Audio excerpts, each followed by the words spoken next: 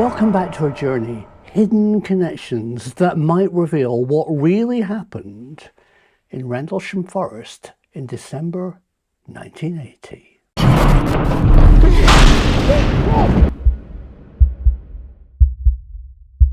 As a researcher, I'm going to ignore the myths and ask these questions. Who, what, why, where, and when? By answering these big questions, I want to give you enough hard facts for you to draw your own conclusions about what might have really happened that fateful night in Rendlesham Forest. So in this film, I reveal who and what was really going on.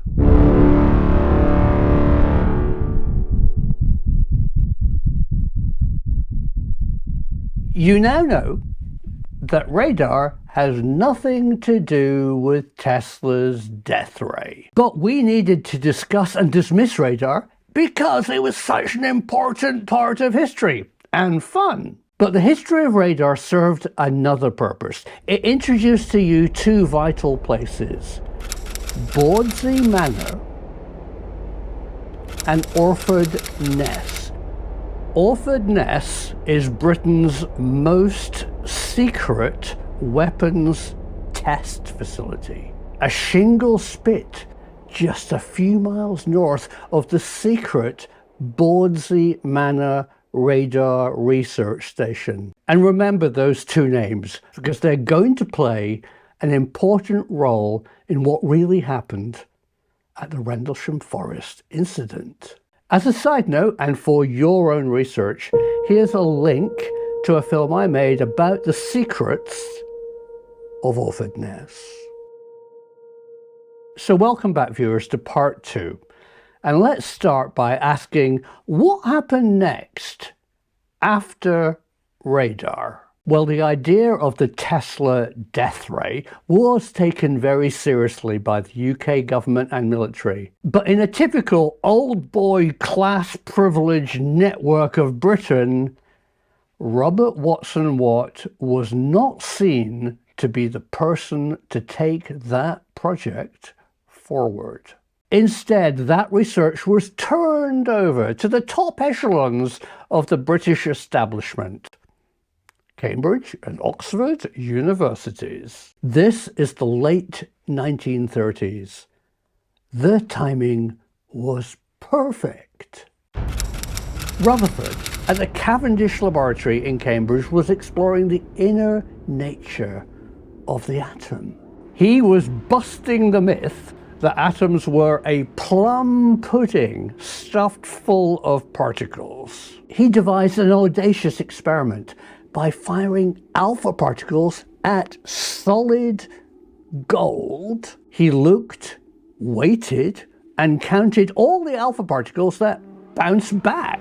What Rutherford discovered changed history. He described the chances of an alpha particle hitting anything solid was like shooting a fly in a cathedral.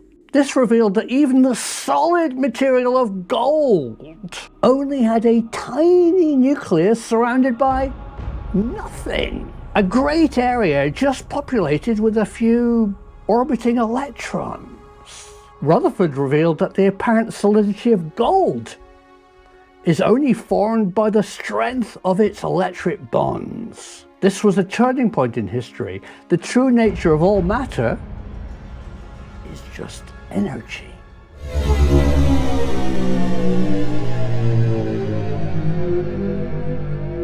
But Rutherford wanted to go further, to delve deeper inside the atom. To do that, he would need to split its bonds to reveal the true nature of stuff. But the forces holding matter together are immense. In France, the same investigation was being carried out by Marie Curie. She used unstable or decaying atoms to delve into their structure. And she called these isotopes radioactive. But radioactivity is potentially lethal, releasing frequencies that can damage life itself. So Rutherford needed another way to split his atom.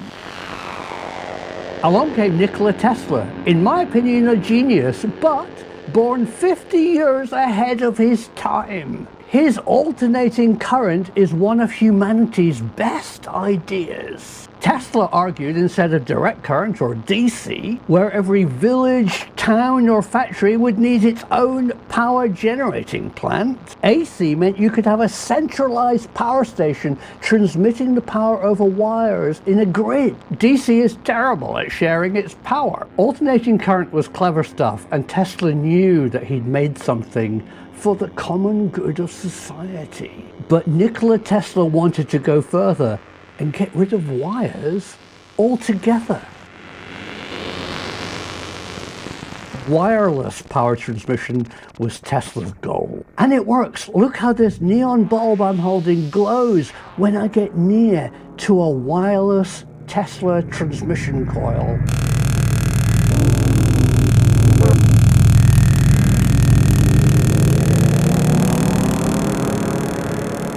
But there's an enormous problem. To make wireless electricity work, Tesla had to produce millions of volts. No transformer can efficiently do that. So he built what I think is his second most important invention, the Tesla coil. It turns low voltages into millions of volts in an ingenious and incredibly simple way. Let me explain. Imagine a low voltage sitting on a swing. By giving it a tiny push at the end of its oscillation, you can make that voltage swing higher and faster. Keep doing it and you can increase the voltage immensely, all with tiny, well-timed pushes. So in Tesla's laboratory, he built these devices that produced millions of volts. The energy was so intense it broke down the bonds of atomic structure. It ionized the air, producing plasma, the fourth state of matter, turning solids into liquids, into gas, and then into plasma, like the interior of a star. This was exactly what Rutherford needed, a way of breaking open reality and splitting the atom. And this all came to pass in Cambridge. The atom was split and the true nature of all matter was revealed. Rutherford described his laboratory's work as unlocking the philosopher's stone. He said, we are the modern alchemists. We can transmute one element into another. The Cavendish laboratory discovered the ability to turn lead into gold just by altering atomic bonds, by adding or subtracting subatomic building blocks. All known elements and even new ones could now, for the first time, be made by man. These quantum leaps in physics redefined our understanding of the universe. But it also unleashed primordial forces, too tempting not to weaponize. British military grabbed this enormous new potential, and for the first time, they understood how Tesla's death ray worked. So what was Tesla's great idea of a death ray?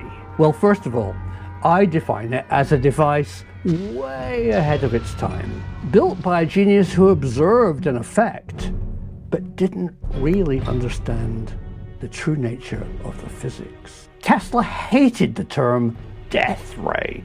It was just a sloppy science fiction name coined by the media. He called his device a teleforce and saw it as the ultimate defensive deterrent.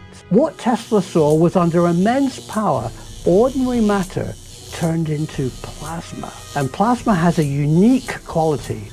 Just as solids are hard and liquids flow and gases are gaseous, plasma is magnetic. That means that a glowing ball of plasma, or even our sun, is affected by magnetism. Given enough power, he could shoot plasma out of a gun and hit a distant target and destroy it. He imagined his teleforce stations along the borders or coastlines of nations, making an impenetrable barrier against enemy ships or aircraft.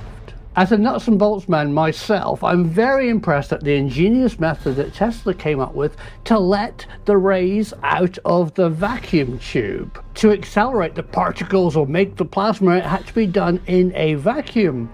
But the gun fired in the atmosphere. Somehow he had to devise a window to let the plasma out. And he did it by balancing the vacuum against air pressure with this window of pressure. Today we have advanced ceramics and radar transmitters that can hold back a vacuum and transmit into the atmosphere.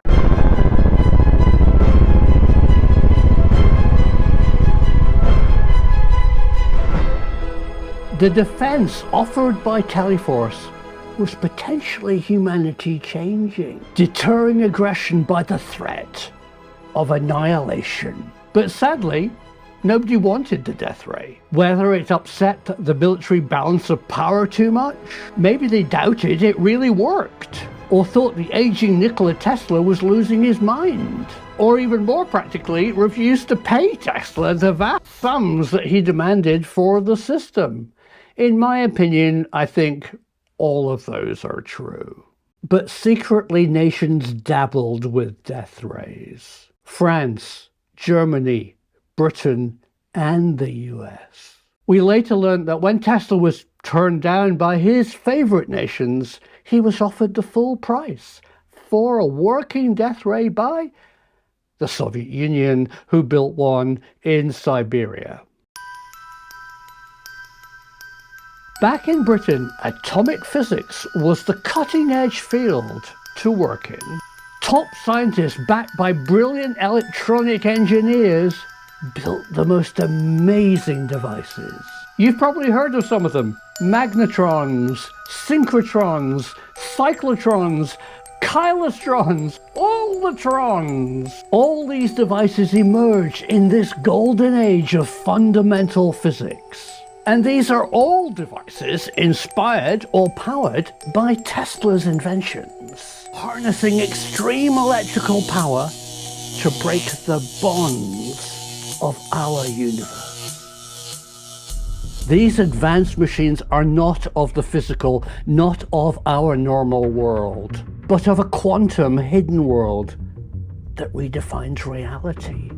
These machines tap into and unlock the fundamental building blocks of nature, turning matter into energy, opening Pandora's box and changing your world forever.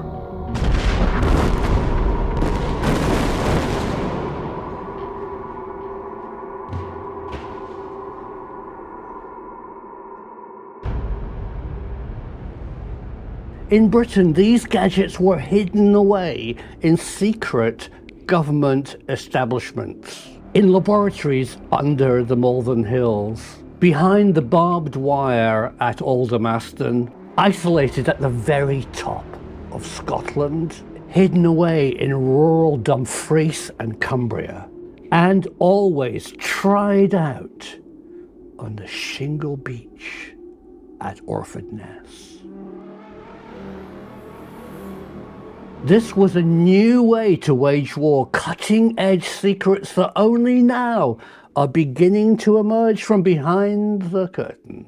But the ultimate weapon, invented in Britain, funded by the US and built by private industry, needed testing. On the 26th of December 1980, the location and the victims had been chosen.